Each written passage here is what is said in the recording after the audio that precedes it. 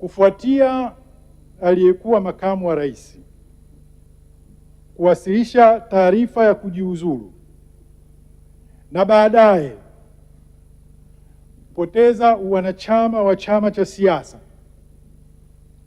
zimeibuliwa hoja mbalimbali za kikatiba kuhusu wakati ambao kiti cha makamu wa rais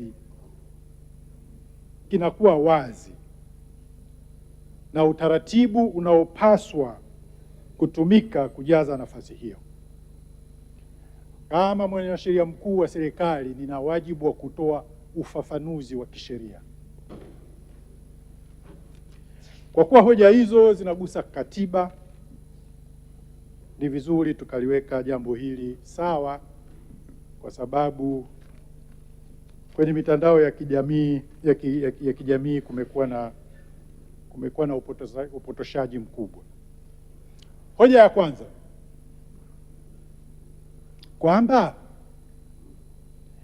kiti cha makamu wa rais kiko wazi lini? Kufuatia barua ya aliyekuwa makamu wa rais aliyoiandika ikiweka tarehe rasmi, kwa maana effective date ni tarehe 4 Septemba, na Mheshimiwa Rais amekubali. Kwa hiyo kwa hali hiyo tarehe rasmi itakuwa tarehe 4 Septemba kwa mujibu wa ibara ya 149(2), kwa sababu ibara ya 149(2) inatambua kwamba mtu aliyetoa taarifa ya kujiuzulu, basi tarehe ya kujiuzulu itakuwa ni ile siku taarifa hiyo imepokelewa, au tarehe nyingine iliyotajwa kwenye barua hiyo, tarehe nyingine ya baadaye iliyotajwa kwenye barua hiyo.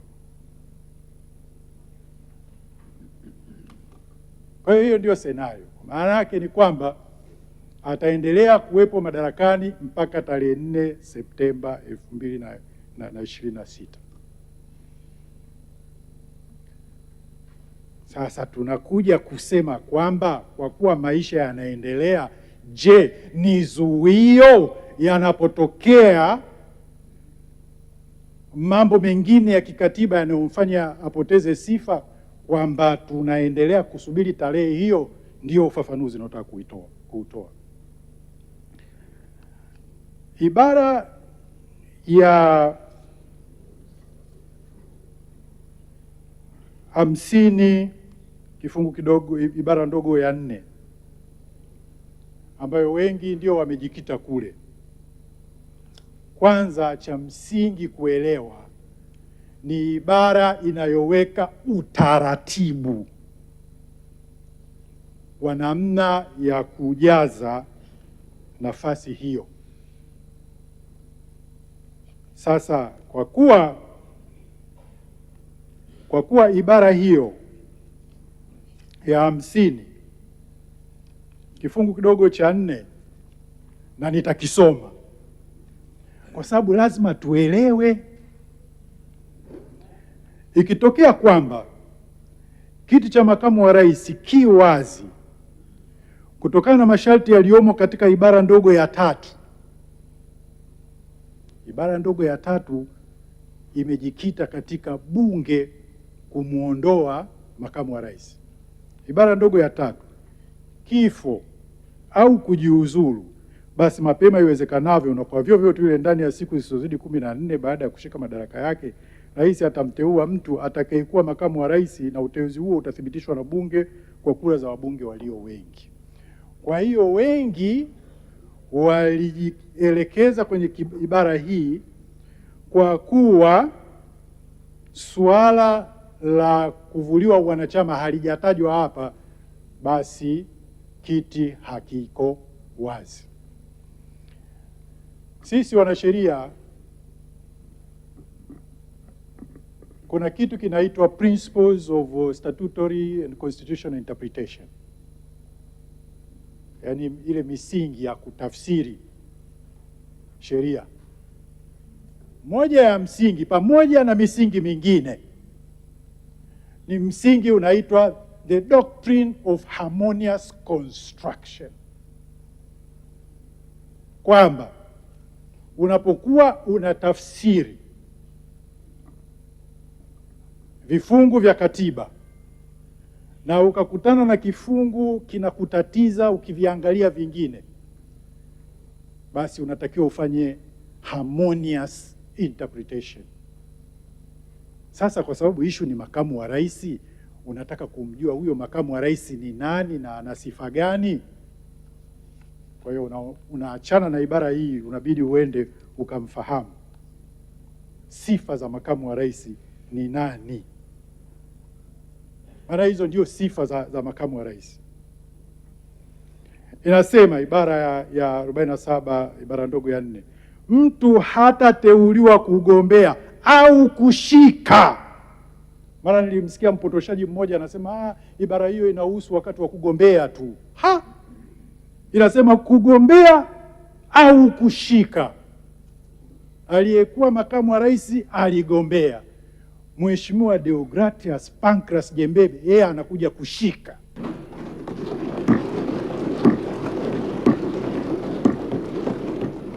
Kwa hivyo basi, mtu hatateuliwa kugombea au kushika kiti cha makamu wa rais wa Jamhuri ya Muungano isipokuwa tu, namba 1, raia wa kuzaliwa wa Jamhuri ya Muungano kwa mujibu wa sheria ya uraia. Kwani hiki kipo kule? Si tumetaja tu ibara ya 3, kifo au kujiuzuru. Kwa hiyo kwa sababu hakijaandikwa kule, akichukua uraia wa kigeni tunakuwa na makamu wa rais wa kutoka nje. Haiwezekani. Tunatafsiri vipi vifungu na sheria? Hiyo akishachukua uraia wa kigeni sio raia wa Tanzania, tayari hiyo sifa amepoteza. Lakini pili, ametimiza umri wa miaka 40. 3, ni mwanachama na mgombea aliyependekezwa na chama cha siasa.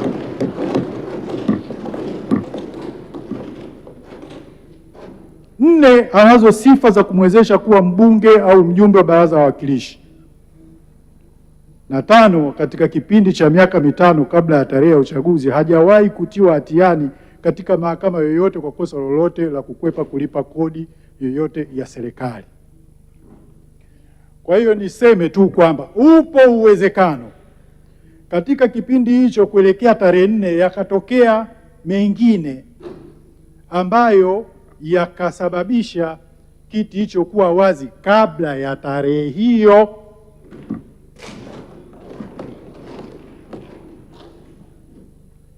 Lakini kiti kinakuwa wazi kwenye mazingira gani?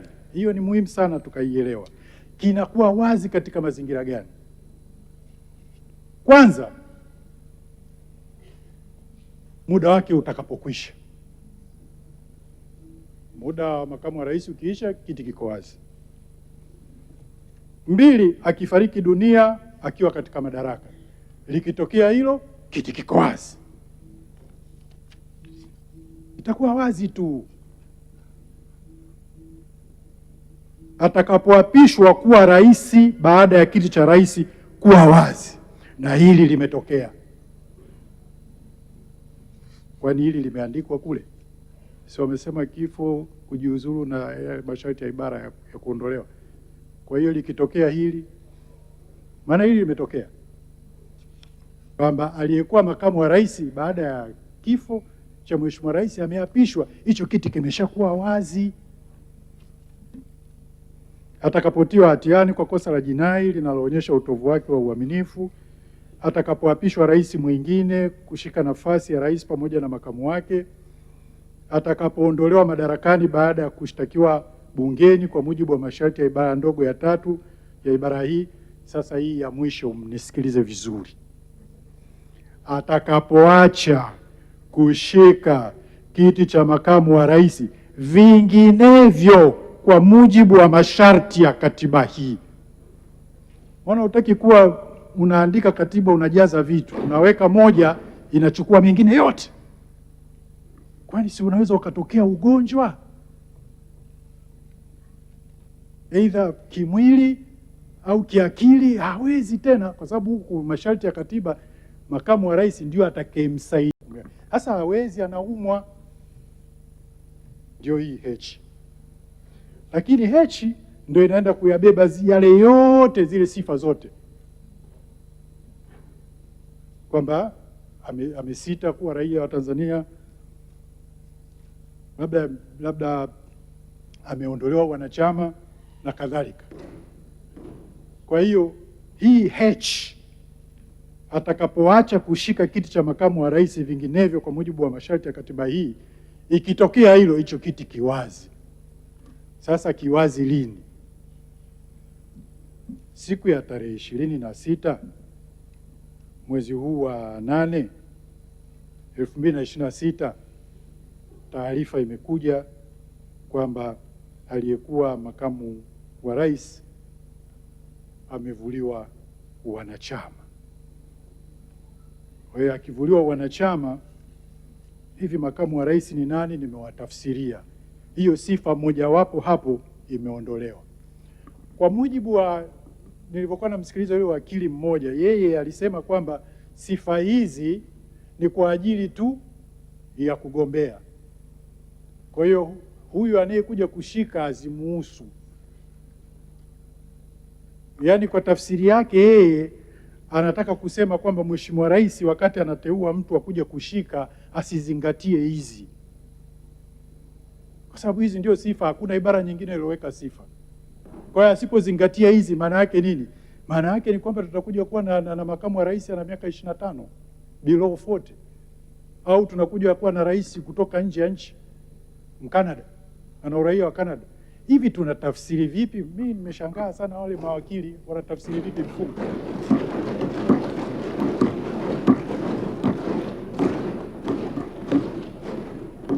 Yaani nchi hii iwe na makamu wa rais kutoka Sweden. Ndio maana tunasema ibara ya 54 na hii ya 47 lazima ziwe harmoniously construed and interpreted. Vinginevyo unaweza ukapata shida. Lakini niseme kitu kimoja cha msingi, maana hii ibara si wanasema kwa sababu haijataja kuvuliwa wanachama. Kwa hiyo kwa maana hiyo hii ibara ya 54 bunge ambalo linataka kufanya hii kazi leo inatoa tafsiri tofauti. Je, tumeshawahi kuitumia ibara hii kwa jambo au mazingira yoyote ambayo hayajatajwa? Maana tumesema kifo, kujiuzuru na yale masharti ya ibara ya 3 ambayo ni bunge linapokuwa kumuondoa. Je, tumeshawahi? Tumeona kule kwamba moja ya masharti ambayo yatasababisha kiti cha rais kuwa wazi ni atakapoapishwa kuwa rais baada ya kiti cha rais kuwa wazi. Kwa hiyo ibara ile haijataja, imesema tu masharti ya ibara ya 3 ambayo bunge kumuondoa au kifo au kujiuzuru. Sasa huyu Mheshimiwa Rais huyu makamu ameapishwa, amekuwa rais. Kwa hiyo kwa kuwa hajatajwa hapa, hicho kiti hakijawa wazi. Ndio tafsiri wanaojaribu kuiweka. Haiwezekani. What kind of statutory interpretation is this?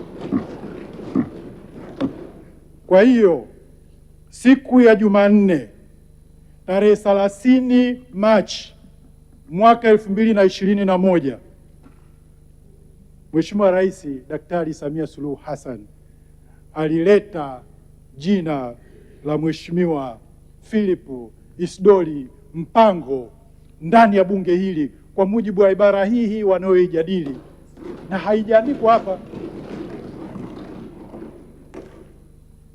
Kama nilivyosema, ibara hii inaweka taratibu, yani bunge litamthibitishaje?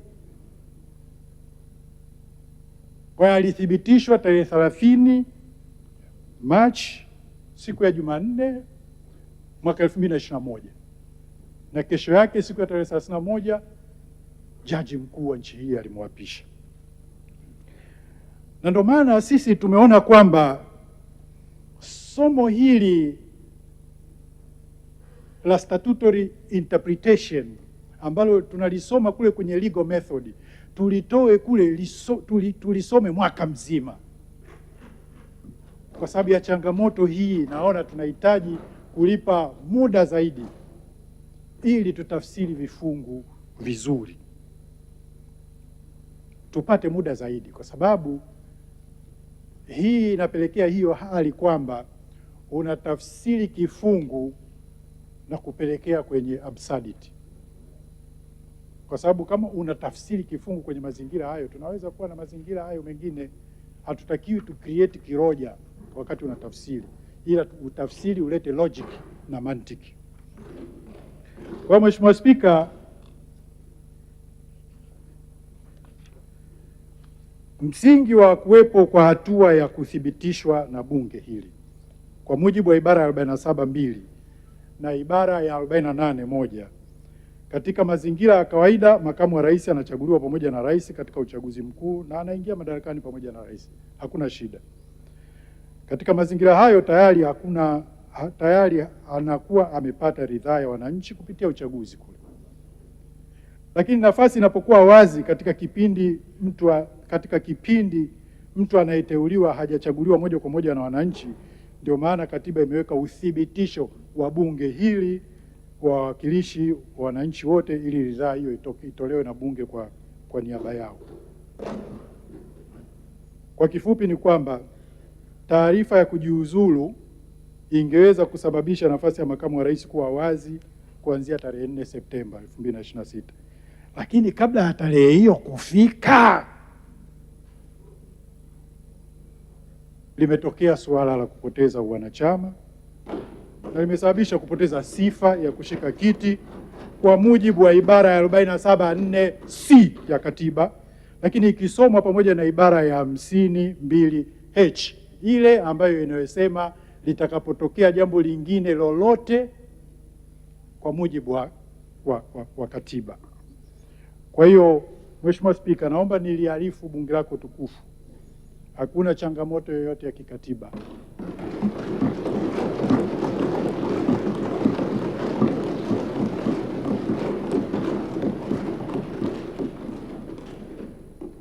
Na kama serikali tutaendelea kuhakikisha kwamba tunazingatia katiba katika maamuzi mbalimbali ambayo tunayoyafanya.